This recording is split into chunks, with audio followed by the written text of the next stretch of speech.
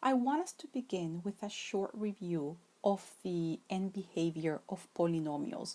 I know that this is a topic that you explored quite in depth in previous pre-calculus courses, and I think that it will be helpful to remember some of the main ideas of how to determine the end behavior of polynomials. Before we actually begin doing that, however, let us write the general form of a polynomial. If I have a polynomial p of x, and I'm going to use p to remind us of polynomial, p of x is written as a sub n x to the n plus a sub n minus 1 x to the n minus 1 plus a sub n minus 2 x to the n minus 2 plus dot dot dot, because now the terms, the powers of every term keep decreasing by 1 until we start getting to the very last few terms. So a sub 3 x to the third plus a sub 2 x squared plus a sub 1 x to the 1 plus a sub 0. I don't know if you have seen this already. I truly hope that you have. This is exactly how we express a polynomial in its general form. Notice the behavior, though. You should be able to recognize the structure of each term, even if you haven't seen this general form in the past. A sub n is the leading coefficient, and then x to the n is the leading power. So this is your leading term. N is the degree, is the highest power in the polynomial. And then you have the second coefficient, and then you have the second power, hence your second term. Then your third term. And every single time, your exponent keeps going down by 1 unit. Sometimes you may skip by 2 units, but this is the general structure. The exponent keeps going down, down from 3 now to 2 to 1, and then a sub 0. This is your constant term. I mean, I can write down a specific example. Imagine an example would be something like p of x equals 3x to the fifth. That's my leading term. Then let's say plus, and I'm going to be making this up, 2x to the fourth. I can have subtraction as well, minus 7x to the third plus 1 half x squared, plus, let's say, pi x, and then over here plus 8. So you notice here that your coefficients can be any real number, but the exponents are supposed to be natural number. And from the leading exponent, my exponents keep going down to 4, then to 3, 2, 1, and then the constant. As I said before, sometimes, however, polynomials miss a term. From 5, they may go to 3. And then from 3, they may go to 1, exponent 1. That's okay. It is okay to miss a few exponents. So here is my general polynomial. Now then, let's go to end behavior. The first case is dealing with even degree. What if that degree of the polynomial is even? If it's even and the leading coefficient is positive, then the polynomial may do some interesting things here in the middle. But then at the end, it goes off to positive infinity on the right and then negative infinity on the left. So as x goes to positive infinity, the y values go off to positive infinity. And as x goes towards negative infinity, the y values also go off to positive infinity. You can have it right here symbolically. Then if the degree is odd, and then the leading coefficient is still positive, imagine something like 3 over here, the leading coefficient, then as x goes to positive infinity, the y values are going to go to positive infinity. And as x goes to negative infinity, the y values are going to go to negative infinity. And again, the polynomial may do interesting things over here, may go up and down several times, but then at the end, this is how the polynomial is going to end up up on the right, down on the left. Going back to even degree, but now the leading coefficient is negative, as if I had over here negative 3x to the fifth. Imagine that I put a negative right here. So if that is the case, but keep in mind even degree, so that degree could be, the very first term could have degree 4, degree 8, degree 10. So even degree, but negative leading coefficient. If that's the case, then as x goes to negative infinity, the y values go to negative infinity. And as x goes to positive infinity, the y values go to negative infinity. Similarly, your graph can be doing interesting things in the middle.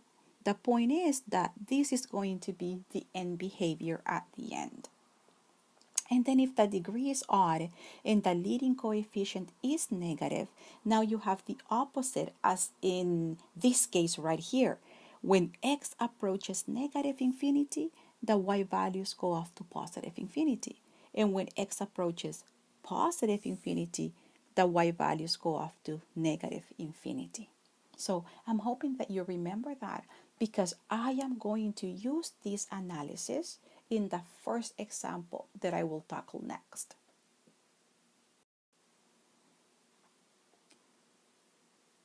Let's now tackle limits at infinity of rational functions.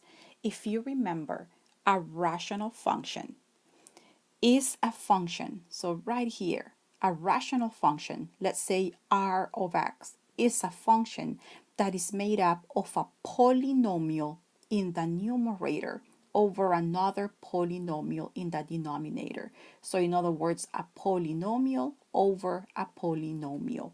And this is exactly what I have over here.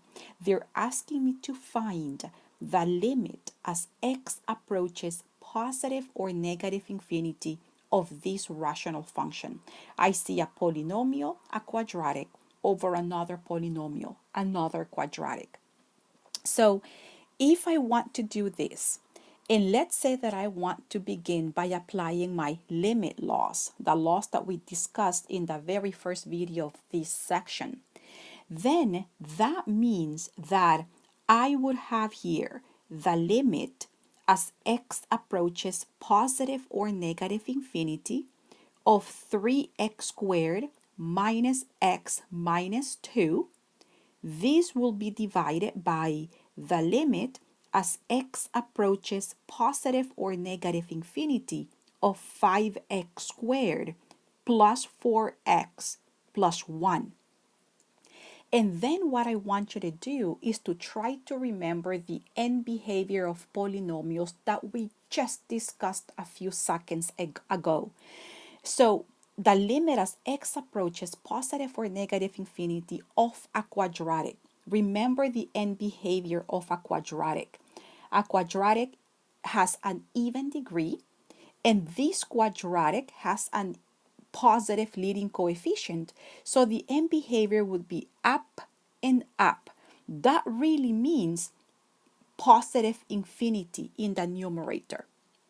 And then when we look at the quadratic in the denominator, again, even degree, positive leading coefficient. That means that I'm going to have the same end behavior, up and up. So that is really telling us here that if I just apply my limit laws, I am going to get the indeterminate case, because if you remember, this is an indeterminate situation.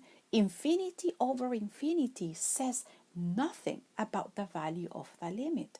So just applying my limit laws, taking the limit of the numerator and denominator is not going to help me here. The limit laws cannot tell me anything about the value of the limit. This limit may or may not exist.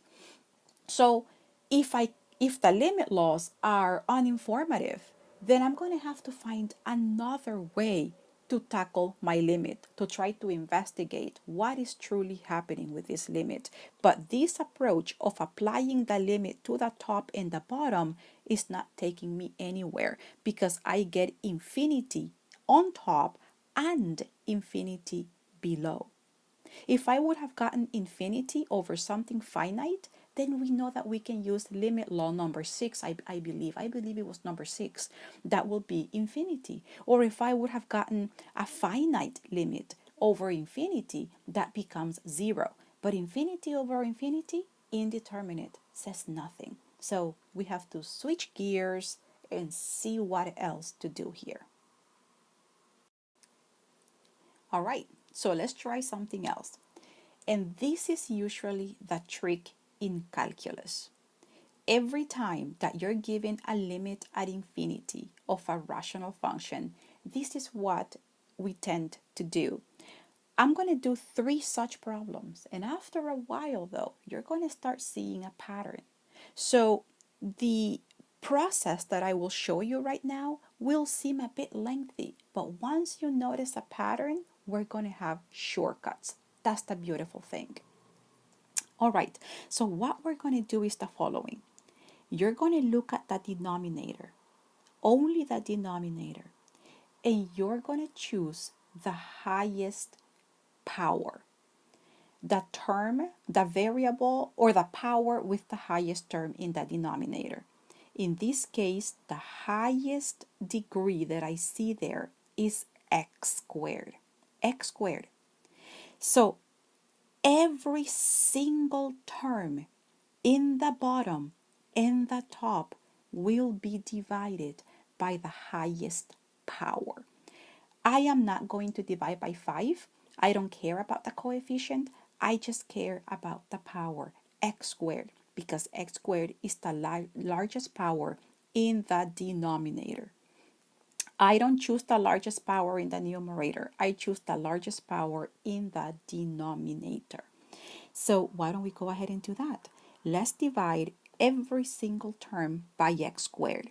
So here we're going to have the limit as x approaches positive or negative infinity of 3x squared over x squared minus x over x squared minus 2 over x squared. Notice how this is the polynomial in the numerator, and every term is being divided by x squared. This will be divided by 5x squared over x squared plus 4x over x squared plus 1 over x squared. Here again, this is the polynomial in the denominator, and every single term is being divided by x squared.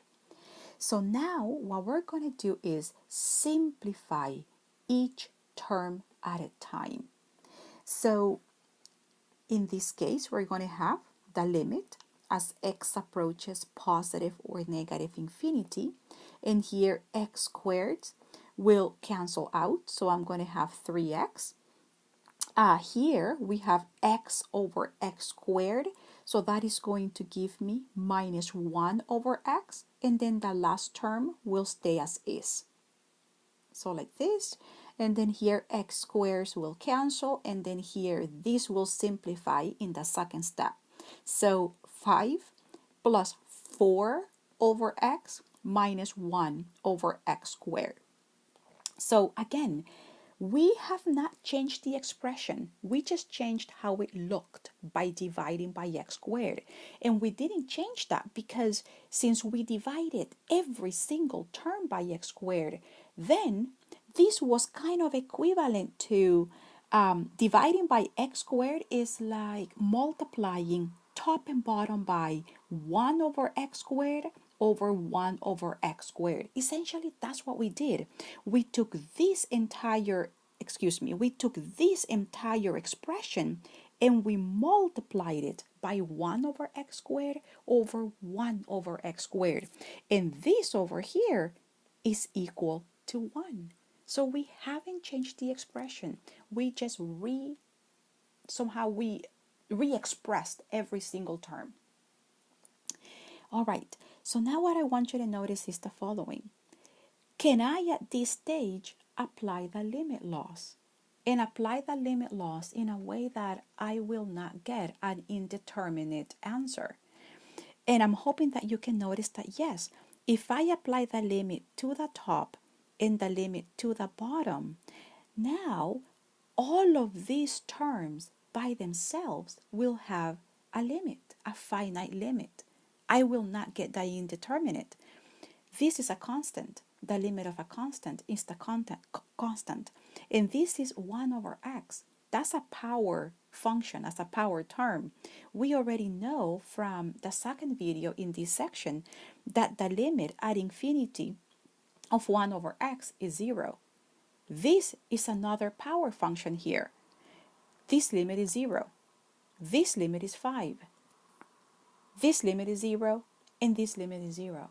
So we are now actually ready to apply the limit to the top and the bottom and to actually get a finite result. So we're going to have this here. The limit as x approaches positive or negative infinity of the numerator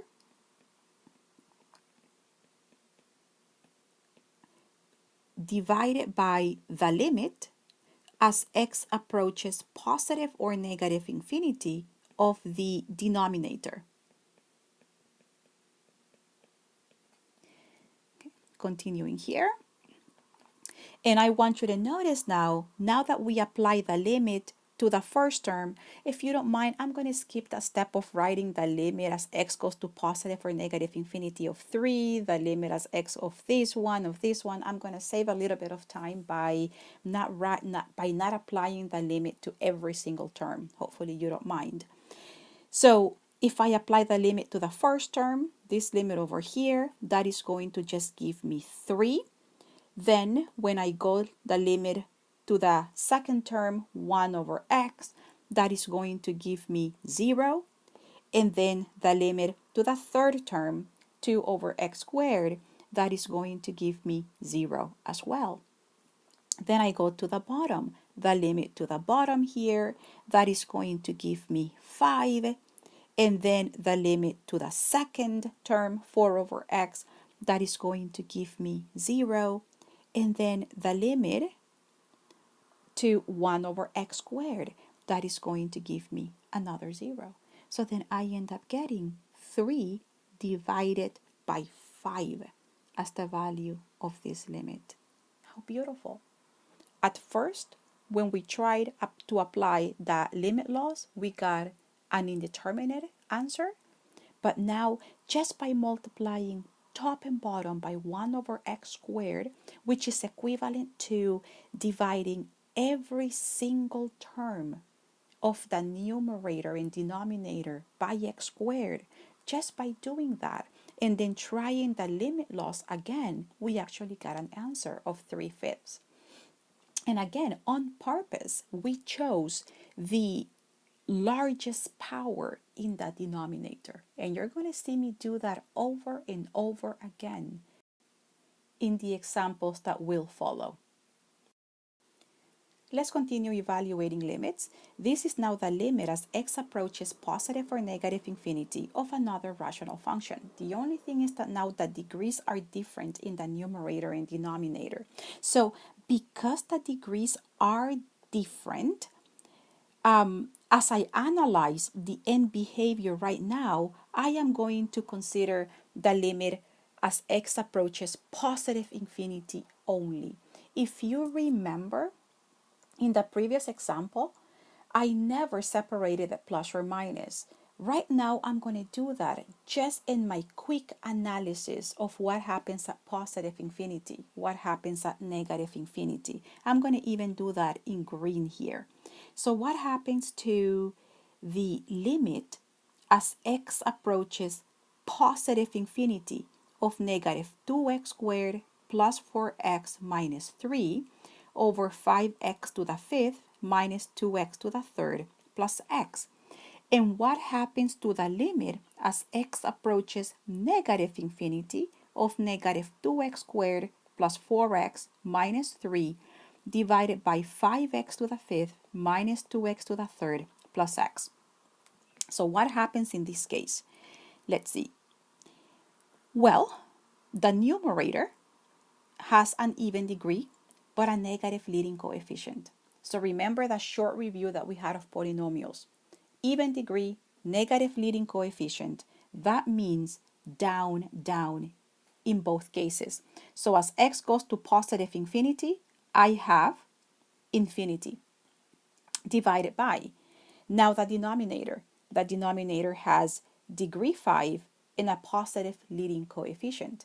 So then, as x goes to positive infinity, the bottom is going to go to positive infinity. I get an indeterminate case. I don't like that because that is telling me nothing about the existence of this limit. Now let's look at scenario number 2 right here. Here, again, even degree, negative leading coefficient. So the end behavior as x approaches negative infinity is negative infinity. And in the bottom, again, odd degree, positive leading coefficient, negative infinity. So this boils down to infinity over infinity, another indeterminate case. So then what I'm going to have to do is switch gears and do something similar to what I did with example A.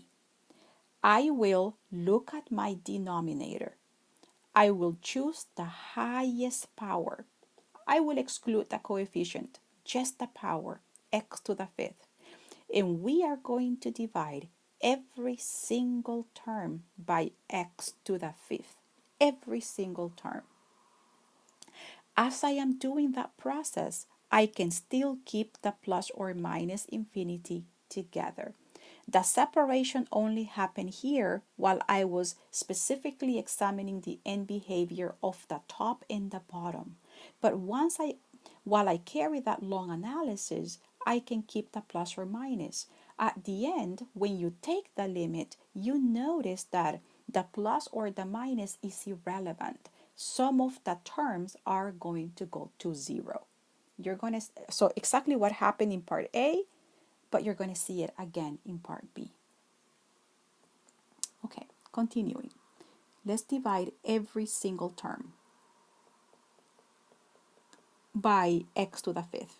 Negative 2 x squared divided by x to the fifth plus 4x over x to the fifth minus 3 over x to the fifth divided by 5x to the fifth over x to the fifth minus 2x to the third over x to the fifth plus x over x to the fifth.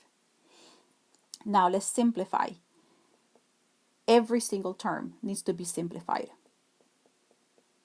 In the first case, right here, this will give us negative 2 over x to the third plus 4 over x to the fourth minus 3 over x to the fifth divided by 5 minus 2 over x squared plus 1 over x to the fourth.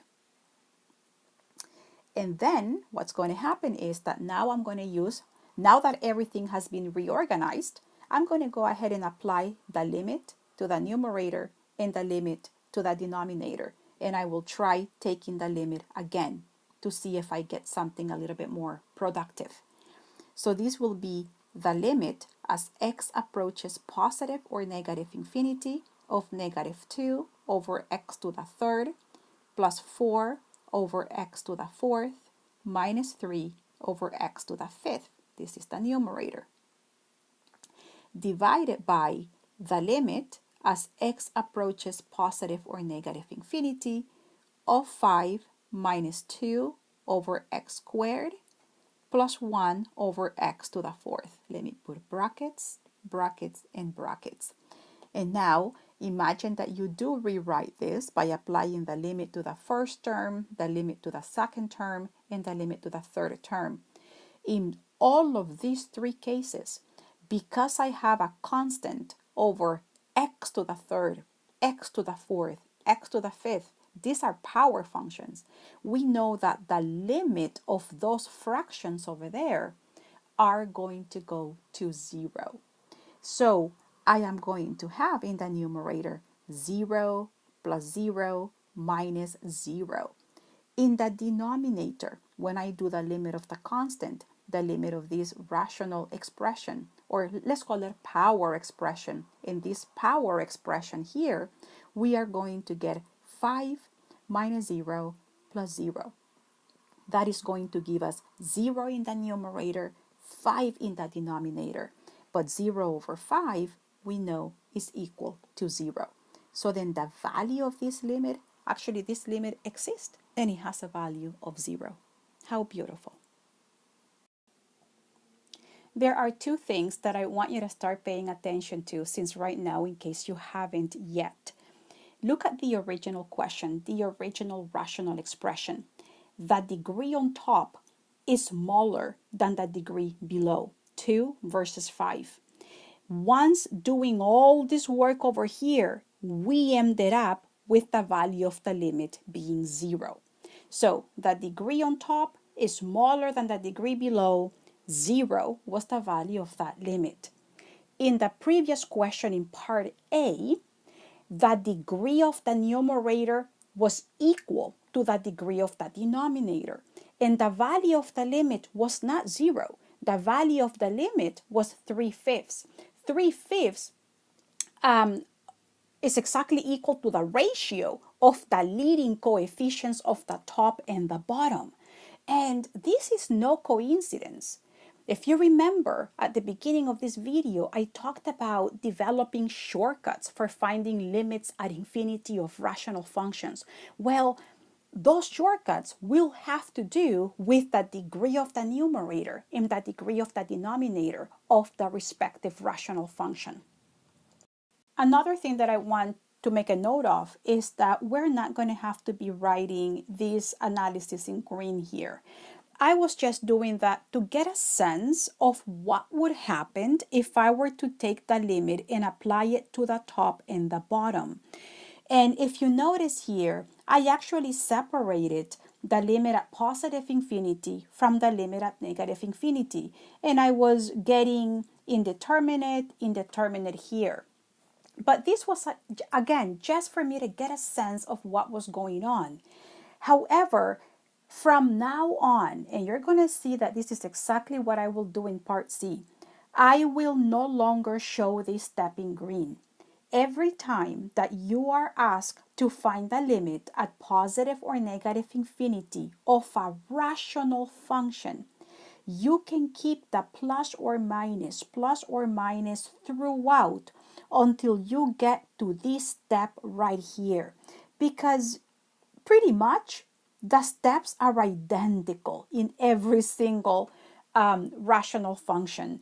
You're going to get to something similar to this step right here. And when you get to this step, you end up having as terms rational functions where the power functions are in the denominator, and the limits at infinity of these tiny rational functions, those limits are 0. So this limit goes to 0, the limit of this term here goes to 0, the limit of this term goes to 0. And then you may also end up with constant, but the limit at infinity of a constant is the constant. And then you get 0 here and 0 here. So in a sense, it is unnecessary to consider plus infinity and negative infinity separately. You practically don't have to do that up to this step. Because these individual terms go to 0 and the constants stay as constant. There's only going to be one case where after this step right here, you will have to consider positive infinity and negative infinity separately, but that will happen in the case of part C. In part C, you're going to see that the degree in the numerator is going to be bigger than the degree in the denominator. So this is the only case where you're going to have to quickly consider the plus infinity and the minus infinity separately. But that separation is going to happen pretty much at this step right here, towards the end of your analysis. So let's go there so that you can see exactly what I'm talking about. In part C, they're asking us to find the limit as x goes to positive infinity and negative infinity of a rational function. The only difference here is that, as I mentioned before, the degree in the numerator is bigger than the degree of the denominator. And as I promised in the previous example, I will no longer do the green analysis that I would do right here. I don't need that. I'm just going to go ahead to my denominator. Here is my denominator. I'm going to look at the largest power of x. The largest power of x is x because I don't have another x squared or x to the third over here. I have 10x plus 3. So x is the largest power of x. So I will take every single term and I will divide it by x.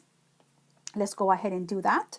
We're going to have that this is equal to the limit as x approaches positive or negative infinity. And remember that I also mentioned that I would keep the plus or minus infinity to, throughout my analysis until the very end. I'm going to have to think more carefully about positive infinity versus negative infinity. But for the most part, I'm going to keep plus or minus together. So in this case, we're going to have 4x squared divided by x minus 5x divided by x plus 7 divided by x. That will be divided by 10x over x plus 3 divided by x. In my next step, that will be simplifying every single term. So I will have 4x minus 5 plus 7 over x. That will be divided by 10 plus 3 over x.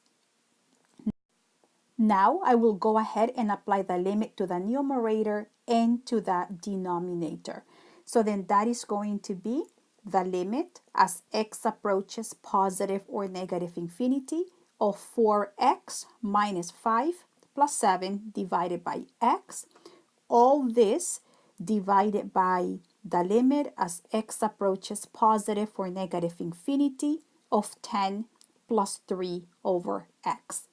And this is why now, look at this step right here. Very similar step to the analysis in part A and part B of example 1. The only difference here is that in the previous example, we never ended up with 4 times x. We always had a constant or a rational expression where x was in the denominator. But now all of a sudden we ended up with 4 times x. So then what happens as we take the limit as x approaches positive infinity of 4x? What happens in that case? In this case, I feel that we're going to have to be more cautious and we're going to have to consider the limit as x approaches positive infinity and the limit as x approaches negative infinity separately. So this is how we're going to handle that. Case number 1. What happens in the first case where the limit goes to positive infinity and what happens when the limit goes to negative infinity? So let's do case number 1. When the limit goes towards positive infinity, 4x is going to go to positive infinity. So we are going to have over here infinity minus 5 plus, and then 7 over x is going to go to 0. So 0. That will be divided by 10 plus 0.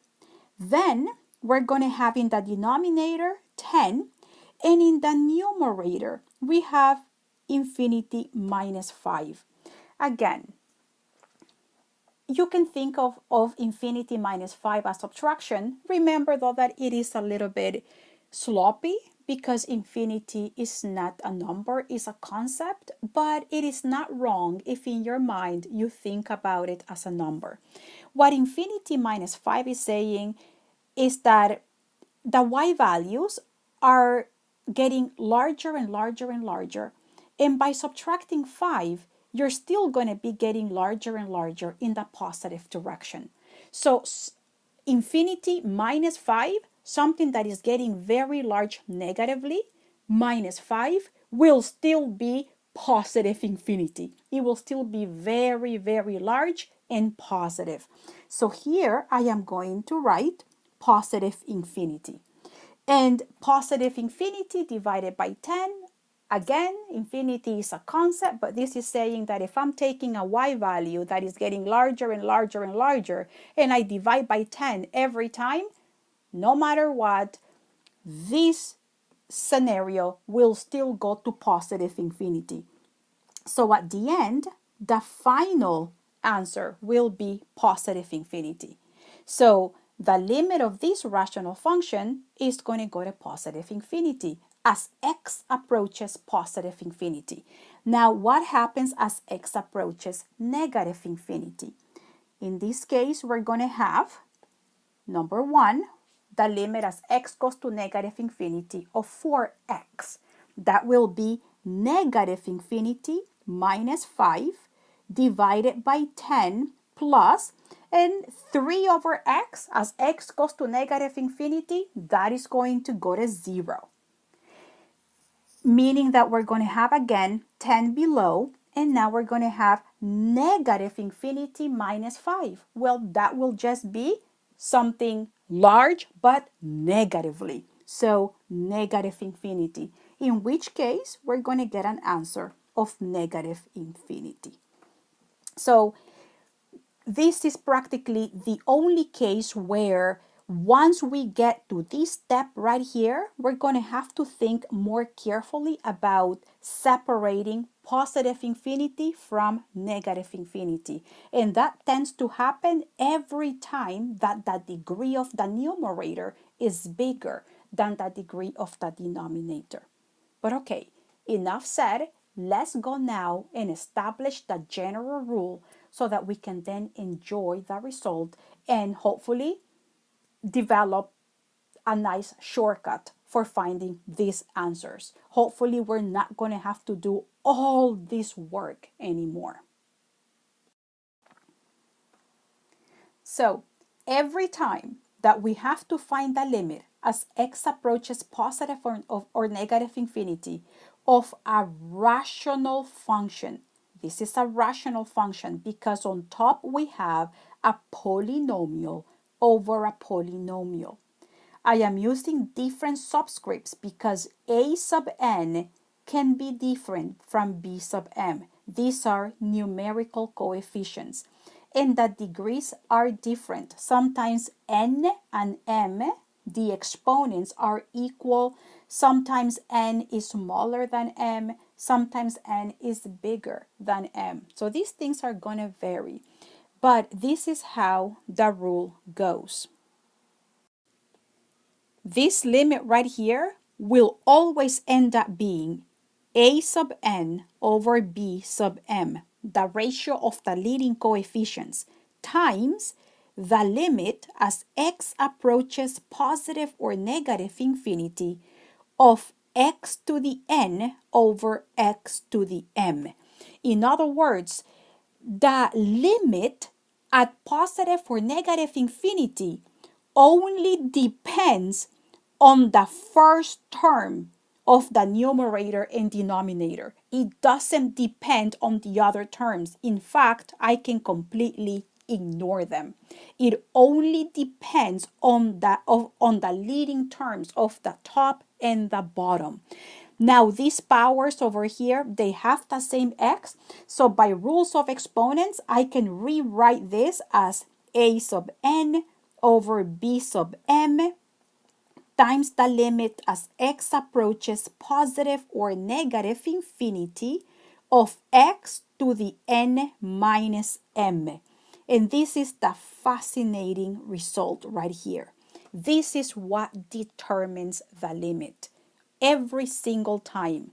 So practically then, if you are willing to remember this, you can always apply this shortcut to all of the limits that we did to parts A, B, and C of example 1. And you can obtain the answer, the value of the limit, by pretty much just performing 2 steps. You can skip all of that division process. Isn't that nice? I mean, think about it. You don't have to be dividing every single term by the highest power of the denominator. Let's go ahead and consider the 3 possibilities depending on the degrees of the numerator and denominator. So, number 1, you could end up having a rational function where the degrees on top and below are identical, like part A of example 1. So if n is equal to m, if this is the case, then the limit is going to be an over bm times the limit as x approaches positive or negative infinity of x to the n minus m. That is going to be equal to an over bm times the limit as x approaches positive or negative infinity of x to the 0. And x to the 0 is 1. So then this entire limit is going to be 1, meaning that the value of the limit becomes an over bm. Let's think about it. The ratio of an and bm. This is exactly the ratio of the leading coefficients. Do you remember that the answer in part A was 3/5 and 3/5 was the ratio of the leading coefficients? It's because of this. The degrees were identical. So the ratio of the leading coefficients is the value of the limit. Case number 2. What happens whenever n is smaller than m? I believe that that was part B of example 1. Well, in this case, a sub n over b sub m times the limit as x approaches positive or negative infinity of x to the, let's see, n minus m. If you notice, since n is less than m, then n minus m is going to be negative. This exponent will be negative because n is less than m. And the exponent is n minus m. It's like having 2 is less than 3. So 2 minus 3 is negative 1. That will be a negative exponent. So to make it positive, I can bring that power to the denominator. And then we're going to end up having 1 over, but whenever I bring x to the n minus m to the denominator, the exponent turns positive. So the exponent will be x to the m minus n. So then, now what is the value of this limit? If the power is in the denominator, when x goes to positive or negative infinity, I'm going to have 1 over something that is getting very, very large. That is just going to be 0. So I'm going to have a sub n over b sub n times 0, which is always 0. And if you remember, that's exactly the value that we got in part B. And then case number 3. What happens when n is greater than m? All right, so we have an over bm times the limit as x approaches positive or negative infinity of x to the n minus m. So if n is bigger than m, n minus m is positive. This exponent right here is positive. So the power stays in the numerator. This could be something like x squared, x to the third, x to the 100. And when you take the limit at positive or negative infinity of a power with a positive exponent, you are going to get either positive or negative infinity, depending on whether the exponent is even or odd. So because of that, what I'm going to do is just write over here plus or minus infinity. Keeping in mind that if the exponent is even, then the limit at positive infinity or negative infinity will end up being positive infinity. But if the exponent is odd, then the limit at positive infinity will give us positive infinity. And then the limit at negative infinity will give us negative infinity. And we shouldn't forget about this coefficient right here, an over bm, because this coefficient is there, is right in front of the limit, is multiplying the limit. And sometimes this coefficient will be positive, sometimes will be negative. But that's usually a simple situation.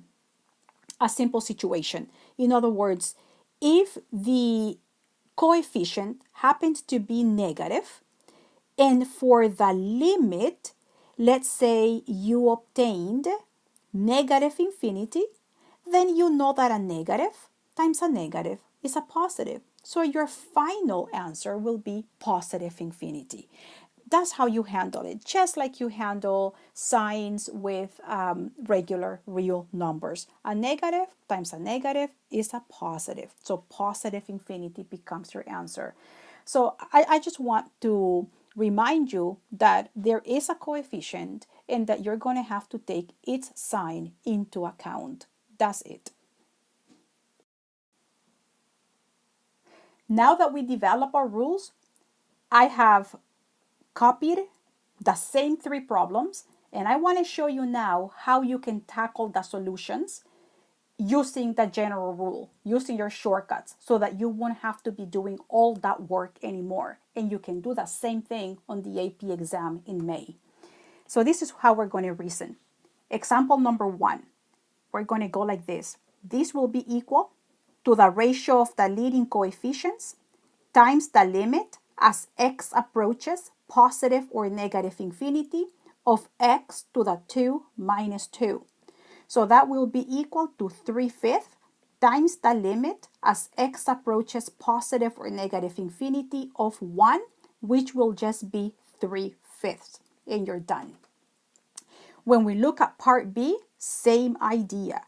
Negative 2 over 5 times the limit as x approaches positive or negative infinity of x to the 2 minus 5. That means negative 2/5 times the limit as x approaches positive or negative infinity of x to the negative 3. But every negative exponent can be turned positive by bringing that power to the denominator. And now when you take this limit, that limit is going to go to 0. So you're going to have negative 2/5 times 0, which is 0. And you're done. And for the third one, we're going to have 4 divided by 10 times the limit as x approaches positive or negative infinity of x to the 2 minus 1. That means 4 over 10, let's reduce that, 2/5 times the limit as x approaches positive or negative infinity of x. So then here we're going to have two possibilities. One answer will be 2/5 times the limit as x approaches positive infinity of x, and then the other one 2/5 times the limit as x approaches negative infinity of x. And now, since the leading coefficient is positive and we get the limit as x goes to positive infinity of x, then a positive infinity times a positive number will give us positive infinity. In this case right here, this limit will end up being negative infinity, and a positive number times negative infinity will give us negative infinity as the value of that limit. So then, really quickly, without too much work, we ended up getting the same conclusions as we obtained a while ago when we followed the longer approach. And again, the good news is that from now on, for the rest of this course, and even on the AP exam, you are allowed to use these shortcuts. You don't have to be dividing every single term by the largest power of the denominator. I had to do that to justify the shortcut so that you get to really see why the shortcut makes sense. But once you are convinced of that, you don't have to do that long approach anymore. You will just consider pretty much the behavior of the leading term in the numerator and the leading term in the denominator as the shortcut dictates. And then you're going to end up getting your answers. I want you to notice as well how in parts A and B, when the degrees are the same, or when the degree on top is smaller than the degree below, you never have to separate the positive and the negative infinity. The separation only happens in cases like part C, when the degree on top is bigger than the degree below. Only there is where you need, once you get to this step right here, you need to consider positive infinity on its own and negative infinity on its own. And this is because you end up getting a power function with a positive exponent. If the exponent is even, you're going to get a different conclusion as if the exponent is odd. So it is only in cases like this, where the degree above is bigger than the degree below, that you're going to have to consider positive infinity separately from negative infinity. Other than that, the process is pretty straightforward. Let's do one final example here. They're asking us to find the value of this limit as x approaches negative infinity of this rational function. This is exactly case 3 of our shortcut, our general rule. This is where the degree on top is bigger than the degree below.